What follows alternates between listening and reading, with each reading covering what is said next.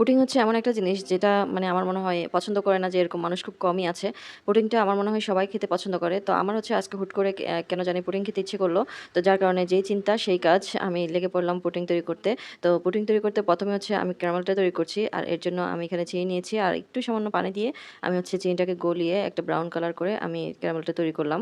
আর এখন সেট করে নিচ্ছি একটা টিফিন বাটিতে। এই টিফিন বাটিটা অনেক পুরনো। আর এই টিফিন বাটিতে কত যে কেক আর কত যে পুডিং বানিয়েছি তার কোনো হিসাব নেই।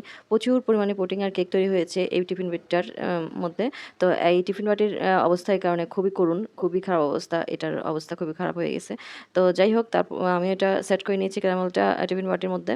আর এখন হচ্ছে একটা ব্লেন্ডার জারে আমি নিয়ে নিয়েছি ২ টা ডিম। তারপর হচ্ছে নিয়ে নিচ্ছি আগে থেকে জাল করা ঘন লিকুইড দুধ। প্রায় ১ কাপের মতো আমি এখানে দিয়ে দিয়েছি।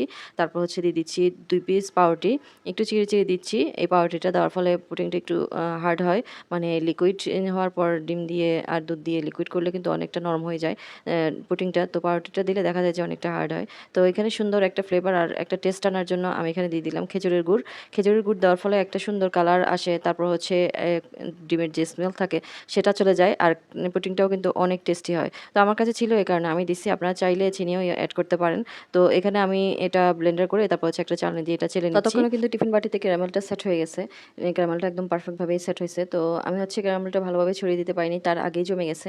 আসলে এই ক্যারামেলটা এত একটা সেনসিটিভ যে মানে প্লেটে ঢালার আগে বা যেইটাতে আপনি পুডিংটা তৈরি করবেন সেখানে দেওয়ার আগেই হচ্ছে জমে যায়। তো এই কারণে একটু দ্রুতই করতে হয়। তো আমি দ্রুত যতটুকু সম্ভব করেছি কিন্তু তারপরেও এটা জমে গেছে যার কারণে পুরা টিফিন বাটিতেই আমি সেট করে দিতে পারিনি।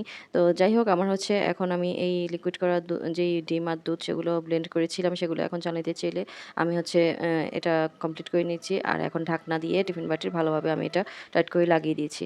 আর একটা হাঁড়িতে এখন হচ্ছে টিফিন বাটিটা পানির মধ্যে বসিয়ে দিয়েছি। অল্প একটু পানি দিয়ে সেখানে বসিয়ে দিয়েছি। আর উপর দিয়ে একটা ভারী শিল দিয়ে দিয়েছি যাতে করে টিফিন বাটিটা পানি উতলিয়ে যখন আসবে তখন নাড়াচাড়া করতে না পারে। নাড়াচাড়া করলে কিন্তু পানি ঢুকে যাবে তখন আর এই পুডিংটা হবে না। তো আমার পুডিংটাও হতে প্রায় ২০ মিনিট সময় লেগেছিল। ২০ মিনিট পর আমি এটাকে নামিয়ে নিয়েছি। আমার এই পুডিংটা কিন্তু একদম পারফেক্ট ভাবেই হয়ে গেছে।